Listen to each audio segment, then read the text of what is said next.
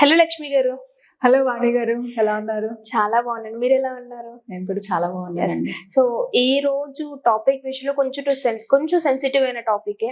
నేడు యువతరం రిలేషన్స్ విషయంలో చూసుకున్న చాలా చిన్న ఏజ్ లోనే రిలేషన్ లోకి వెళ్తున్నారు. చాలా చిన్న ఏజ్ లోనే విలువైన జీవితాన్ని కోల్పోతున్నారు. వాళ్ళ ఫ్యామిలీస్ కి దూరం అయిపోతున్నారు. అలా అని రైట్ ఆర్ రాంగ్ డెసిజన్ తీసుకునే మైండ్ సెట్ కూడా వాళ్ళకి లేకుండా పోతుంది. సో అలాంటి సిచ్యువేషన్ లో ఉన్న పిల్లల్ని రిలేషన్ లోకి వెళ్ళడం కరెక్టేనా? అసలు వాళ్ళ మైండ్ సెట్ ఎలా ఉంటుంది? ఇవన్నీ కూడా మనం మానసికమైనటువంటి రుగ్మతల కింద చెప్తాం. ఎందుకు అంటే ఇంట్లో ఫ్యామిలీ అట్మాస్ఫియర్, అదేవిధంగా సొసైటీ, మనం పెరిగే వాతావరణం, వీటన్నిటి ప్రభావం కూడా దాని మీద ఉంటుందన్నమాట. పిల్లలు పెరుగుతున్నారు అంటే వీటన్నిటి ప్రభావం వాళ్ళ పైన ఉంటుంది. కాబట్టి వాళ్ళ పరిస్థితులు, చుట్టూ ఉన్న పరిస్థితులు, అదేవిధంగా ఫ్యామిలీ కూడా దీనికి ప్రధానమైన పాత్ర పోషిస్తాయి.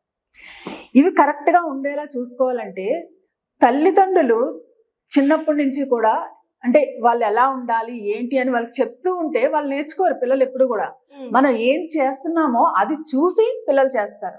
కాబట్టి యాజ్ ఎ పేరెంట్స్ మనం వాళ్ళకి రోల్ మోడల్గా ఉండాలి. వాళ్ళకి రోల్ మోడల్గా ఉంటే వాళ్ళని చూసి వాళ్ళు ఫాలో అవుతూ ఉంటారు. అసలు ఈ రోజుల్లో చూస్తూ ఉంటే జరిగే సంఘటనలు అసలు మనం మనుషులమేనా అని కూడా ఒక్కోసారి అనిపిస్తూ ఉంటుంది. అసలు మనుషులు మృగాలకి తేడా ఉందా అంటే ఒక్కొక్కసారి సినిమాల్లో అవి చూసేటప్పుడు ఇలా జరుగుతుందా అని అనుకునే వాళ్ళం. కానీ రోజు మనం చూస్తుంటే అవే జరుగుతున్నాయి. సినిమా చూస్తున్నామో నిజంగా జరుగుతుందో అసలు నమ్మలేకపోతున్నాం. అవి అంత దారుణమైన సంఘటనలు చూసి ఒక విధమైన బాధ, ఏం చెయ్యాలో పాలుపోదన్నమాట. అలాగా యాజ్ ఎ సైకాలజిస్ట్ వాళ్ళ యొక్క మానసిక స్థితి ఎలా ఉందో అని అంచనా వేయడం కూడా అవట్లేదు. మొన్నే కదా జరిగింది, ఒక అమ్మాయి తమ్ముడిని ప్రేమించి అవ్వకపోతే అన్నను పెళ్లి చేసుకుని ఒక పాప పుడితే పాప సతాయిస్తుందని అట్లకాడుతో తల మీద కొట్టి, తర్వాత చనిపోయిన తర్వాత దాన్ని తీసుకెళ్ళి ఒక చెత్త కుప్పలో పడేసి దానిని కుక్కల పీకు తింటుంటే అసలు దాని గురించి ఇప్పుడు మాట్లాడుతుంటే ఇప్పటికీ కూడా తలుచుకుంటే భయం వేస్తుంది అనమాట. అసలు ఎక్కడ వెళ్తున్నాం మనం, ఏ సమాజంలో మనం ఉన్నాం అని చాలా భయకంపితం అయిపోతున్నాం అనమాట. అసలు మానసికంగా అసలు ఎలా ఉన్నారు మనుషులు. సో మేడం, ఇలాంటి వాళ్ళ మైండ్ సెట్ ఎలా ఉంటుందంటారు? అంటే ఇప్పుడు ఈ విషయంలో ఇన్సిడెంట్ లో చూసుకుంటేనే ఆ తల్లి యొక్క మైండ్ సెట్ ఎలా ఉందంటారు? అంటే అన్నను ప్రేమించి తమ్ముడిని అట్లాగా, సో వాళ్ళ మైండ్ సెట్ ఎలా ఉందంటారు? ఏంటి అంటే ఈ విధంగా చేసే వాళ్ళు ఏంటంటే వాళ్ళు ఒక ప్రేమ రాహిత్యం అనమాట. ఇంట్లో ఫ్యామిలీ మెంబర్స్, పేరెంట్స్ దగ్గర నుంచి దొరకని ప్రేమ వాళ్ళు బయట వెతుక్కుంటూ ఉంటారు. పేరెంట్స్ దగ్గర నుంచి ప్రేమ లేదు, వాళ్ళు ఏంటంటే లోన్లీగా ఫీల్ అవుతారు అనమాట. వాళ్ళకి ఒక తోడు కావాలి. ఆ తోడు కోసం బయట చూస్తూ ఉంటారు. ఎవరు కొంచెం అట్రాక్టివ్గా, అంటే కొంచెం మాటల ద్వారా కానీ, ఒక రూపం అనే కాదు వాళ్ళు అట్రాక్ట్ చేసేది మాటల ద్వారా, అంటే కొంచెం ప్రేమగా మాట్లాడితే చాలు వాళ్ళకి ఆకర్షణ పడతారనమాట. ఆ విధంగా వాళ్ళని ప్రేమ కోరుకుంటూ ఉంటారు. వీళ్ళు కాకపోతే మళ్ళీ వీళ్ళిద్దరి మధ్య ఏమైనా కొంచెం తేడాలు వస్తే ఇంకొక వ్యక్తి ఎవరు ప్రేమగా మాట్లాడుతున్నారో అటువైపు అనమాట. అంటే వాళ్ళు ఎప్పుడు కూడా ప్రేమ గురించి అలా వెతుక్కుంటూ వెళ్తూ ఉంటారు అనమాట. అలా కాకుండా ఏంటంటే ఒక మానసికంగా స్థితి మంచిగా స్టెబిలైజ్డ్గా ఉండాలి. ఏదైనా సరే విచక్షణ అనేది చాలా ఇంపార్టెంట్. ఒక సంఘటన జరిగింది అంటే దానికి ఎలా రెస్పాండ్ అవ్వాలి, రియాక్ట్ అవ్వకూడదు ఎప్పుడు కూడా. ఏదైనా మన ముందు ఒక ఇన్సిడెంట్ ఏదైనా జరిగితే దానికి రియాక్ట్ అవ్వకూడదు, రెస్పాండ్ అవ్వాలి. అదే యాక్సిడెంట్స్ అవుతుంటాయి రోడ్డు మీద మనం వెళ్తూ ఉంటే. ఈ యాక్సిడెంట్ అవుతున్నప్పుడు చాలా మంది ఉన్న ఫోన్లతో ఫోటోలు తీస్తూ ఉంటారు, వీడియోలు తీస్తూ ఉంటారు. అక్కడ ఎలా ఉంది, అక్కడ పరిస్థితి ఎలా ఉంది, మనం ఏం చేయగలం అని ఆలోచించాలి. ఏమైనా మనం సహాయం చేయగలమా, ముందుకు అంటే వాళ్ళు రక్షించడానికి ఏం చేయాలన్న ఆలోచన బదులు అటు ఫోటోలు తీసి సోషల్ మీడియాలో పోస్ట్ చేద్దామా, ఫ్రెండ్స్కి షేర్ చేద్దామా, ఈ విధంగా ఆలోచిస్తున్నారు. ఆ విధమైన ఆలోచనలు లేకుండా మంచిగా ఆలోచించే విధంగా పేరెంటింగ్ అనేది ఉండాలన్నమాట. అందుకే పేరెంటింగ్కి రోజు రోజుకి కూడా ప్రాముఖ్యత అనేది పెరిగిపోతుంది. మనం పిల్లల్ని వాళ్ళు సరిగ్గా ఉండట్లేదు, వాళ్ళ మాట వినట్లేదు ఇలా అనడం కాదు. వాళ్ళ మాట వినేలాగా మనం ఆచరించాలి, మనం ఆచరించి చూపించాలి. మనం పెద్దవాళ్ళ మాట వింటే ఓహో ఇలాగే ఉండాలి అని వాళ్ళు తెలుసుకుని వాళ్ళు ఆచరిస్తారు. అదేవిధంగా పేరెంట్స్తో కమ్యూనికేషన్ అనేది చాలా ఇంపార్టెంట్. తను ఏమనుకుంటున్నాడు అంటే ఒక బాధపడుతున్నా కూడా తల్లిదండ్రులకు చెప్పగలగాలి, నేను ఇలా బాధపడుతున్నాను, నాకు సంతోషం వచ్చింది, నేను చాలా హ్యాపీగా ఫీల్ అవుతున్నాను, అది పేరెంట్స్తో షేర్ చేసుకోగలగాలి. ఏదైనా ఒక ఇన్సిడెంట్ జరిగితే అమ్మో అమ్మ నాన్నకు చెప్తే కొట్టేస్తారు తిట్టేస్తారు అట్మాస్ఫియర్ అనేది క్రియేట్ చేయాలి. ఇప్పుడు నేను చెప్పానంటే నన్ను రేపు నుంచి అక్కడికి వెళ్ళనివ్వరు, మా ఫ్రెండ్స్ తో కలవనివ్వరు అని ఏం చేస్తారు, అది చెప్పడం మానేస్తారు. అని చెప్పడం మానేయడం వల్ల అక్కడ ఏం జరుగుతుంది, మన పిల్లాడు ఎలా ఆలోచిస్తున్నాడు అనే విషయం పేరెంట్స్కి అర్థం అవ్వదు. వాళ్ళని గమనిస్తూ వాళ్ళు ఎలాంటి మార్పులు జరుగుతున్నాయి. చాలా మంది ఇప్పుడు సోషల్ మీడియా ఎడిక్ట్ అవ్వడం, మొబైల్స్ వాడడం, ఇలా అంటే వాళ్ళు గమనించినప్పుడు అది ఎలా జరుగుతుంది, అది మనల్ని చూసి నేర్చుకుంటున్నారా, మనం చేయకపోయినా అంటే బయట నుంచి కూడా కొన్ని ప్రెషర్స్ ఉంటాయి వాళ్ళకి.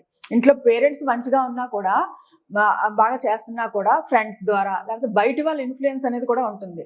బయట వాళ్ళ ఇన్ఫ్లుయెన్స్ ఉంటే కనుక, ఇప్పుడు మన ఇన్ఫ్లుయెన్స్ ఉంటే మనం ముందుగా మనల్ని మార్చుకోవాలి. అదే బయట వాళ్ళ ఇన్ఫ్లుయెన్స్ ఉందనుకోండి, అప్పుడు దాని నుంచి బయటకు ఎలా తీసుకురావాలి అంటే మామూలుగా పిల్లలు ఏంటంటే చాలా యాక్టివ్గా ఉంటారు, వాళ్ళకి ఎప్పుడు ఏదో ఒకటి కావాలి పని, వాళ్ళకి ఎప్పుడు పని చెప్తూ ఉండాలన్నమాట. ఖాళీగా ఉంటే వాళ్ళకి తోచదు, ఏం చేయాలో అర్థం కాదు, వాళ్ళకి ఎప్పుడు పని చెప్తూనే ఉండాలి. ఆ పని ఏంటి అంటే ఒక మంచి పనులు అంటే ఒక ఉపయోగకరమైన యాక్టివిటీస్, వాళ్ళ స్కిల్స్ పెంచుకోవడానికి డ్రాయింగ్ లేకపోతే అలాంటి వాటిలో ఎంగేజ్ చేస్తాం అనుకోండి, ఓకే. అలా కాకుండా ఖాళీగా ఉంటే ఏం చేయాలో అర్థం కాదు. అప్పుడు ఏం చేస్తారు, ఖాళీగా ఉంటే అమ్మ ఫోన్ ఖాళీగానే ఉంది కదా, ఫోన్ చూద్దాం అంటే ఆలోచనలు ఏంటంటే మైండ్ సెట్ మారిపోతూ ఉంటుంది. అండ్ ఆల్సో ఆ మొబైల్ చూసే వాళ్ళ మైండ్ సెట్ చాలా విపరీతంగా మారిపోతుంది అనమాట. ఏంటంటే అలా చూసి అసలు కళ్ళు దెబ్బతిండడం, హెల్త్ పరంగా కళ్ళు దెబ్బతిండడం, అది మాత్రమే కాకుండా మెంటల్గా ఏంటంటే దానికి అలవాటు పడిపోతున్నారు కదా, అందులో చూసే వాటిని అలవాటు పడిపోయి అది పక్కకు తీసేయగానే ఏంటంటే ఒక ట్రామాలో ఉంటున్నారు అనమాట. అది బయట తీసేయగానే అసలు సోషల్ మీడియాలో నేను చూస్తుంటాను, చిన్నపిల్లలు మొబైల్ ఇలా తీసుకోగానే గుక్క పెట్టి ఏడుస్తుంటారు, జస్ట్ ఇలా మొబైల్ ఇచ్చేగానే చాలా హ్యాపీగా ఫీల్ అయిపోతుంటారు. గేమ్స్ ఆడుతూ ఉంటారు, గేమ్ లో కొంచెం ఏదైనా అంటే అది ఓడిపోయారంటే అదేదో ఇంట్లో జరిగిపోతున్నట్టు దాని గురించి బాధపడిపోతూ ఉంటారు. అది గెలిస్తే వాళ్ళ మొహంలో ఆనందం అనమాట. అంటే నిజంగా జరుగుతుంది, అంటే లైవ్ లోనే జరుగుతుందేమో అదంతా అన్నట్టుగా వాళ్ళు ఫీల్ అయిపోతున్నారు. సో ఆ డ్రామాటిక్ యాక్షన్స్ లోకి వాళ్ళు వెళ్ళిపోతున్నారు కాబట్టి సో ఇలాంటివి జరుగుతున్నాయి. అలాంటి వాటిలో అలవాటు పడిపోయి నిజంగా వాళ్ళ చుట్టూ జరుగుతుందని వాళ్ళు పట్టించుకోవట్లేదు అనమాట. వాళ్ళు ఏంటంటే అలా డ్రామాటిక్ గానే ఉండాలి, ఇంకా రియాలిటీని వాళ్ళు యాక్సెప్ట్ చేయట్లేదు. రియాలిటీ ఎలా ఉంటుంది అన్న దాన్ని యాక్సెప్ట్ చేయట్లేదు.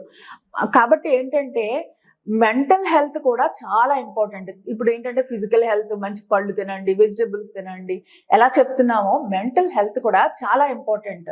సో మేడం, ఈ మెంటల్ హెల్త్ డెవలప్ చేసుకోవడానికి కొన్ని టిప్స్ ఏమైనా ఉంటాయి, లైక్ పడుకోవడం కానీ లేదా ఇట్లాంటి టిప్స్ ఏమైనా ఉంటాయా? తప్పకుండా. ఎందుకంటే మెంటల్ అంటే ఎడక్వేట్ స్లీప్, అంటే మన శరీరానికి ఎంత నిద్ర అవసరమో అంత నిద్రపోవాలి. అదేవిధంగా ఫుడ్ కూడా ప్రధాన పాత్ర పోషిస్తుంది. కానీ అంటే ఏంటంటే మన చుట్టూ ఉన్న పరిస్థితులు ఏవైతే ఉన్నాయో, అంటే ఇప్పుడు ఎక్కువగా వాళ్ళు మన పక్కన ఇంట్లో తల్లిదండ్రులు ఫైట్ చేసుకోవడం, ఏదైనా ఆర్గ్యూ చేసుకోవడం ఎక్కువగా చూస్తున్నారు అనుకోండి, వాళ్ళకి ఏం చేయాలో అర్థం కాదు. అంటే వీళ్ళు కూడా ఏంటంటే అలాగే రియాక్ట్ అవుతూ ఉంటారనమాట. వీళ్ళు ఎలా గట్టిగా మాట్లాడుకుంటున్నారో, అదే ఏదైనా అడిగినా కూడా ఏదైనా చెప్పినా కూడా వాళ్ళు కూడా అదే విధంగా రియాక్ట్ అవుతూ ఉంటారు. ఆ విధంగా ఏంటంటే చుట్టూ ఉన్న పరిస్థితుల ప్రభావం చాలా ఎక్కువగా ఉంటుంది. కాబట్టి ఏంటంటే ఒక మంచి అట్మాస్ఫియర్ని క్రియేట్ చేయాలి. అదేవిధంగా యాజ్ ఎ పేరెంట్స్ మనం వాళ్ళకి రోల్ మోడల్గా ఉండాలి. ఎప్పుడు కూడా వాళ్ళు ఎలాంటి మార్పులు వస్తున్నాయి, వాళ్ళు ఎలా బిహేవ్ చేస్తున్నారు, వాళ్ళ పిల్లల యొక్క బిహేవియర్ని అబ్జర్వ్ చేస్తూ ఉండాలి. అబ్జర్వ్ చేసి దానికి తగినట్టుగా వాళ్ళని గైడ్ చేస్తూ ఉండాలి. ఆ గైడెన్స్ ఎలా ఉండాలి అంటే నువ్వు అది చెయ్యకపోతే బాగోదు అని వాళ్ళు పనిష్ చేసే విధంగా ఉండకూడదు. అది వాళ్ళకి పనిష్మెంట్ కాకుండా రివార్డ్స్ ఇవ్వాలి. ఇలా చేస్తే ఇలా చేస్తే మంచిది. లైక్ ఫస్ట్ ర్యాంక్ వస్తే నీకు చాక్లెట్ అదే బైక్ కొనిపిస్తా, లైక్ సైకిల్ కొనిపిస్తా, సో అట్లాంటి రివార్డ్స్ ఇస్తే. ఎస్, అలా అదే కాదు, అప్రిషియేషన్స్ అంటే మంచిగా మార్క్స్ తెచ్చుకుంటే వాళ్ళని అంటే ఎంత బాగా చేసావు అని పొగడాలన్నమాట. ఇప్పుడు మళ్ళీ ఫస్ట్ ర్యాంక్ రాలేదు, 1 మార్క్ లోనే ఫస్ట్ ర్యాంక్ మిస్ అవుతుంది, 1 మార్క్ లోనే ఫస్ట్ ర్యాంక్ మిస్ అవుతుంది. నీకు ఫస్ట్ ర్యాంక్ ఎందుకు రాలేదు కాదు, 1 మార్కే కదా, చాలా బాగా చదివావమ్మా, నెక్స్ట్ టైం ఇంకా బాగా చదువు, ఇంకా బాగా మార్క్స్ తెచ్చుకో, ఎక్కడ మనకి అంటే ఎక్కడ నువ్వు ల్యాక్ ఉన్నది దాని మీద స్ట్రెస్ చెయ్యు. ఈ విధంగా వాళ్ళని మోటివేట్ చేస్తూ గైడ్ చేయాలి. అంతేగాని నువ్వు చేయలేదు అంటే వాళ్ళకి ఏంటంటే ఇన్ఫీరియారిటీ కాంప్లెక్స్ అనమాట. అమ్మో నేను చేయలేనేమో అనే ఒక భయం మొదలవుతుంది. మళ్ళీ పనిష్మెంట్స్ ఇవ్వడం వల్ల ఏమవుతుందంటే, అమ్మో మా అమ్మ ఏమంటుందో, మా నాన్న ఏమంటారో అంటే ఇంట్లోంచి పారిపోవడాలు, ఈ సూసైడ్స్, ఇలాంటివన్నీ ఏంటంటే ఆ పనిష్మెంట్స్ వల్ల వాళ్ళు ఎవరితో చెప్పుకోవాలో తెలియక వాళ్ళే పాపం సతమతం అయిపోయి, అంటే ఒక ఆలోచన అన్నది కూడా ఆ క్షణంలో ఆలోచన కూడా ఎలా ఆలోచించాలి అన్నది తోచదు. కాబట్టి ఏంటంటే ఇన్స్టెంట్ రియాక్షన్స్ అనమాట. ఇన్స్టెంట్గా అమ్మో ఏమైపోతుందంటే ప్రెషర్ పెరిగిపోతుంది, థాట్స్ మీద ప్రెషర్స్ పెరిగిపోయి ఏం చేయాలో తోచని స్థితిలో ఒక క్షణంలో డెసిషన్, ఆ ఒక్క క్షణం ఆగితే తర్వాత అది చేసింది మేమేనా అని వాళ్ళే ఫీల్ అవుతారు. ఆ క్షణంలో ఆ ఇన్స్టెంట్ డెసిషన్స్ తీసుకోవడమే సూసైడ్స్ ఇవన్నిటికి కారణం. కాబట్టి మానసిక స్థితిని మెంటల్ హెల్త్ అనేది కూడా చాలా ఇంపార్టెంట్. ఆ మెంటల్లీ చాలా హెల్తీగా ఉండాలి అంటే వాళ్ళకి ఎప్పటికప్పుడు గైడ్ చేస్తూ, వాళ్ళకి ఏంటంటే ఎప్పుడు అప్రిషియేషన్స్ లేకపోతే గిఫ్ట్స్, అంటే వాళ్ళని ఇంత బాగా చేసావు కదా, ఇంత బాగా చేసినందుకు యూ డిజర్వ్ ఇట్, నీకు యూ డిజర్వ్ ఇట్ అని వాళ్ళకి చెప్పాలన్నమాట. వాళ్ళ యొక్క ఇంకా నీ శక్తి ఇంకా ఉంది, ఇంకా నువ్వు బాగా చేయగలవని ప్రోత్సహించాలి. నువ్వు ఇంకా చేయగలవు అంటే వాళ్ళ శక్తి వాళ్ళకి తెలుస్తుంది అనమాట. ఇంకా నేను బాగా చేయగలను, ఇంకా బాగా చేస్తే మా అమ్మ హ్యాపీగా ఫీల్ అవుతుంది, నేను హ్యాపీగా ఫీల్ అవుతాను, మా ఫ్రెండ్స్ నన్ను పొగుడుతారు, అంటే ఈ సొసైటీలో నువ్వు ఎంత మంచిగా చేస్తే నీ రోల్ ఎలా ఉంటుంది, అన్నీ కూడా ఏంటంటే హ్యాపీనెస్, సంతోషం, సాటిస్ఫాక్షన్ చాలా ఇంపార్టెంట్. ఏంటంటే సాటిస్ఫాక్షన్, సంతోషం అనమాట. అలాంటప్పుడు ఏమవుతుంది అంటే ఏదైనా కూడా వాళ్ళు చక్కగా షేర్ చేయగలుగుతారు, అదేవిధంగా మంచిగా ఆలోచించగలుగుతారు. ఒక ప్రాబ్లం ఉంటే దాని సొల్యూషన్ అనేది ఉంటుంది అని వాళ్ళకి అర్థం అయ్యేలా చెప్పాలి. ఓకే, అదేవిధంగా వాళ్ళని షేర్ చేసుకునేలాగా, నీకు మేమున్నాము, ఏదైనా సరే మా అమ్మ నాన్న ఉన్నారు, నా ఫ్రెండ్ ఉన్నాడు అంటే కొందరు అనమాట. నా ఫ్రెండ్ ఏమైనా సరే వాడు నాకు హెల్ప్ చేస్తాడు, నాతో పాటు ఉంటాడు ఎట్టి పరిస్థితుల్లోని, మా అమ్మ నాన్న నాతో పాటు ఉంటారు ఎట్టి పరిస్థితుల్లోని, కాబట్టి నేను ధైర్యంగా ఉండొచ్చు అని ఆ ధైర్యాన్ని వాళ్ళకి కలిగించాలన్నమాట. Okay, so thank you madam, thank you so much. మంచి టిప్స్ అందించారు. పేరెంట్స్ కి ఇటువైపు పిల్లలకి ఎలా ఉంటే మంచిది అని చెప్పి చాలా బాగా వివరించారు. Thank you so much. Thank you. Hit TV app ని డౌన్లోడ్ చేసుకోండి. ఇందులో short news, live news, entertainment movies అన్ని అవైలబుల్ గా ఉన్నాయి. Please download Hit TV app. Hit TV app. Hit TV యాప్ని ఫ్రీగా డౌన్లోడ్ చేసుకోండి.